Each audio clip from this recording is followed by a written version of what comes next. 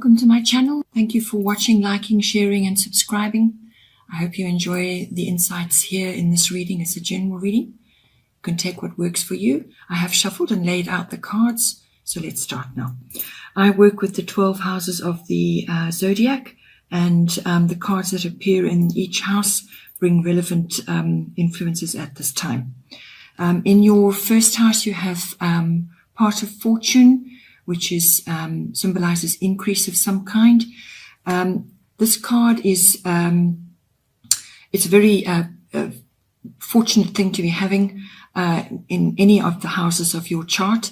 It indicates that perhaps talents or abilities that you haven't harnessed yet, or you haven't learned to use yet, or you just haven't acknowledged, are starting to come to the fore. They may be rising to the surface, so therefore they are increasing for you. And this is going to help you going forward. The first house deals with yourself, your inner self and your outer self. It's your personality, how you project yourself to the world, how you are perceived by others, and the physical body, your vitality and your energy, and so on. So with the part of fortune appearing in there, what that indicates is that you're going to be feeling quite good. You're going to have good health, and you're going to be feeling fairly powerful in your in the way you are moving through your life. You're being received well by others. You're able to solve conflicts and deal with any issues quite easily. You know, you're projecting yourself in a very positive way, and you're coming across as almost like lucky. You may, as I said, you may notice certain gifts and abilities starting to appear for you. It's going to manifest in the way that you are, your physical body. Perhaps it's with a sports regime or with some kind of health regime. You're going to be feeling pretty good, and you're going to maybe notice that you're doing quite well with something. Or it could be that you are you're going to be sort of almost like in the limelight. People are going to be perceiving you well. You may be asked to do some public speaking. So you're going to be projecting yourself very well, and this is a very positive influence. Later on, when we deal with the 7th house, which is all to do with your relationships, how you are appearing at this time and how you are projecting yourself into your one-on-one relationships is also going to be important. So this will come in later as well. In your 2nd house, you have moon, which is also your soul. It covers a great many things. It covers your moods, your emotions, your intuition. There's a strong feminine influence in there. So this is appearing in your 2nd house, which is the house of income, your money, and it's your self-worth, your personal values, what you own, property, as in real estate, land, and issues around that. And it's your what you love as well. And so therefore what you love, you want to own. It's that correlation. And having the moon in there, you may just be finding that your income and your finances are going through phases. So they may be up sometimes and down others. So you're going to be going through the phases of the moon with that. Or you could be asked to be, or you may be bringing strong intuition into what you would like to do when it comes to your money, you know, what you actually want to do with it, how you want to use it on a day-to-day basis. And you may not have a steady flow. So what you may have to do is think about ways which you can create a steady flow for yourself, or have ways and means of putting some money aside so that you create a stable income, as opposed to going through some months having abundance and then other months having nothing. And now, you know, you're having this constant up and down. It can make you feel a bit confused. You may also be having, maybe there's something hidden, something's not quite clear for you. You haven't got clarity on certain issues. Something could just be hidden from you, or just not being revealed at this time. There could be some clandestine activities going on. Also, if you're following investments and the stock exchange and so on. The moon rules the stock exchange, so you may be wanting to do a bit of research on that. But what it's asking you is to bring in your instincts, use your instincts to when it comes to handling your money, and dealing with others that may be handling your money. This is the other thing as well. But you may also, as I said, when it comes to possessions and so on, you may just be feeling quite emotional about certain things, or emotional about your property or your values.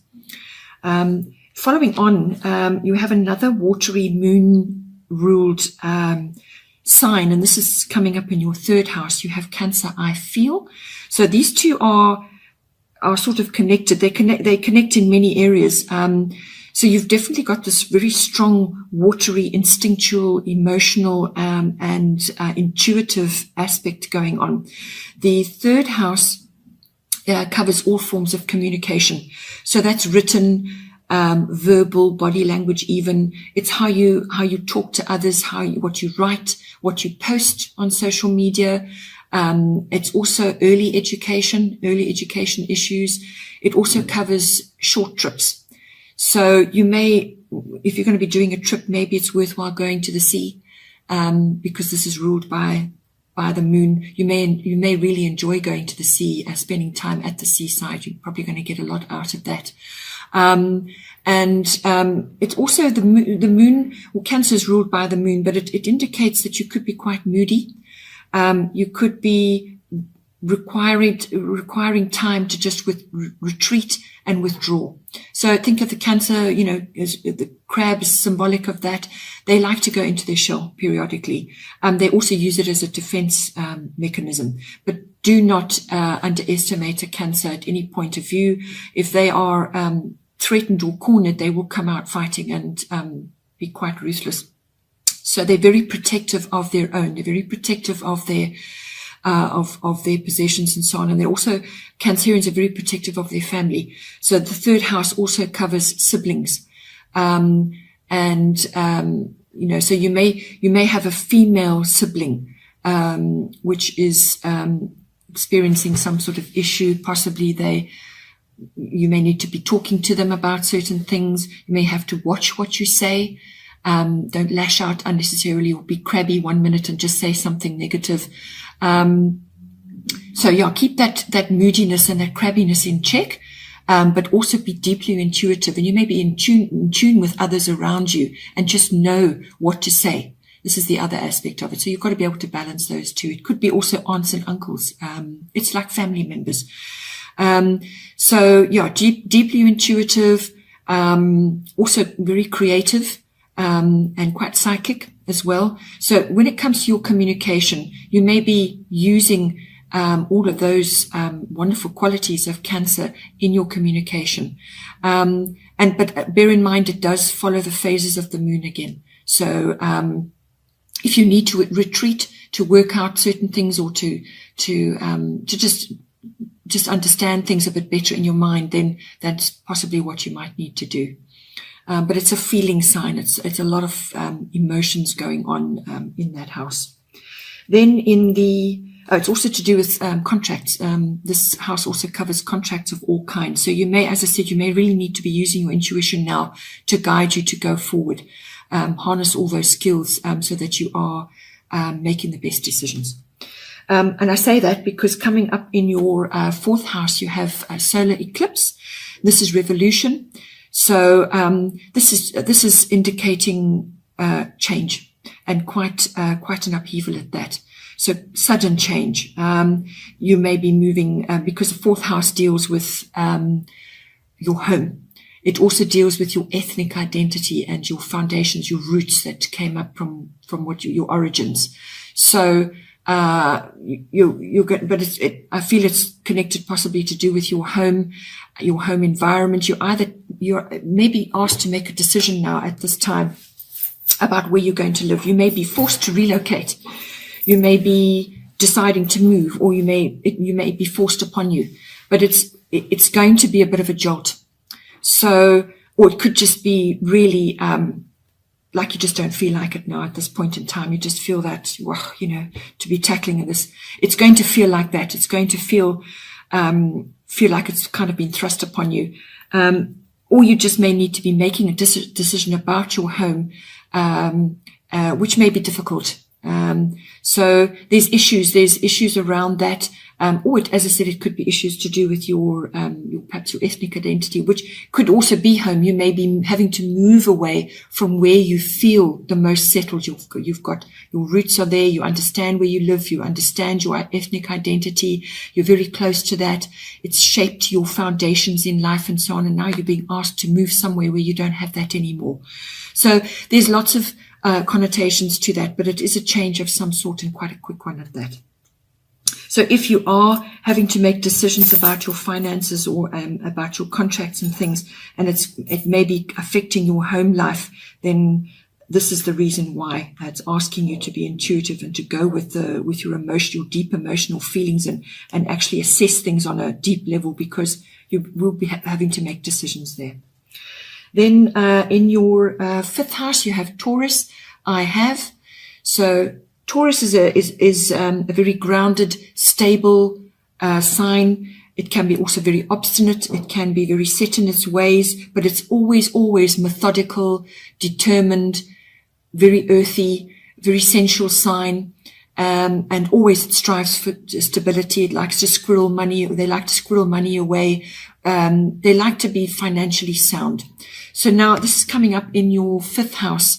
The fifth house deals with children. It deals with your creativity and love affairs and having fun, all forms of recreation. And so now with this appearing, if it's to do with your children specifically, or it could be children that are close to you, you may be asked to create a really stable and secure environment for them. Or they could be going through a phase where they just require that. They require, you harnessing all your earthy abilities, being a Capricorn, and to provide a really strong, stable foundation for them. Or it could be that they are going through choices about their recreational interests. It covers all the arts. So it's singing, it's ballet, it's dancing of all kinds, it's all the arts. They may be going through a period where they are now entering that world and starting to enjoy those activities, and it's your interaction with them during that period. Create a stable environment for them to enjoy those activities, take them to their extracurricular and so on. Or they could just be going through a particularly arty phase. There's lots of different ways to look at that. If it's to do with your creativity, keep your feet on the ground, be methodical. Taurians don't like change. They like things to remain steady because they feel secure like that. And if they're unhappy about something or they don't like something, they just simply won't make a decision about it. They'll procrastinate as long as possible. They become evasive. So when it comes to your creativity, keep things on the ground. If you've got work that you want to do or your project that you want to do, it needs to be balanced. It needs to be stable, and it needs to be. It will require you to put your love and your beauty, whatever you can harness from that, into it, because Taurus is ruled by Venus, and Venus covers everything to do with beauty of whatever kind it may be. So you may also have artistic projects, or you may be dealing with Venus type activities, which is anything to do with beauty, hair, art, the arts, which is dancing and singing and so on. So you may be using your creativity in those fields. But whatever it is, always be grounded, always be earthy, and aim for a steady progression, and keep your feet on the ground. Then also, when it comes to the fifth house, also covers love affairs. So if you're not in a relationship and you're now meeting somebody, they could be quite Taurian. And this will bring a lovely grounding element. And because you're a Capricorn, having a Taurus as a partner is a natural kinship, because you both have Earth in your chart. And so and Taurians can be really quite beautiful people. But they're slow moving. They're not very quick. They love sensuality, so that you can expect to be enjoying food and drink and beautiful sensual pleasures. And it could be really quite a beautiful relationship, very grounded, very earthy. But they're not fast movers, so don't expect to be swept off your feet. The Taurians they're much slower, and they're more they like a sure thing. So you may just be entering in that. So if it's a recreational activity that you're doing, or you want to bring more of that into your, just having fun, really. It's really about having fun, the 5th house. Then having Taurus in there, you may enjoy gardening. It may be a good thing for you to be doing, getting your hands in the soil, wonderful activity. Also doing things on the ground. So that's walking, hiking, anything like that. Any of those activities are going to be very, really good for you. Sensual activities as well, perhaps nice massage, anything that's going to keep you feeling good about yourself, and any of the, as I said, the artistic activities, and also beauty. Any of the beauty activities will enhance you as well. Then in your 6th house, you have Mars, which is force. So now this is a very powerful, fiery element. Mars is the god of war. Not saying that you're going to be going to war, but you may have elements of competition appearing in your 6th house, or something that you've got to fight for, something that you really got to be forceful and take action on. So the 6th house deals with work. It's the house of work. It's the house of craftsmanship. So mastering whatever it is whatever your craft is. It's all work projects, work colleagues, workplace, anything to do with work, your daily routine. And it's also massively to do with health and diet and pets. So you could be having quite a fiery pet entering your household as well. Or you could be, from your diet point of view, you may have to take action on that, because Mars being such a stimulating sign, it's high blood pressure, it's skin rashes, heat in the body. So you may want to look at that, or you may have to deal with that going forward. Something may appear to do with that, but anything that creates such heat and such stimulation, it's going to affect the body in that way. It's going to, force the circulatory system to work overtime and so on. If it's to do with your workplace, you may have Mars type people, very action oriented. Some of them may be aggressive, hot headed,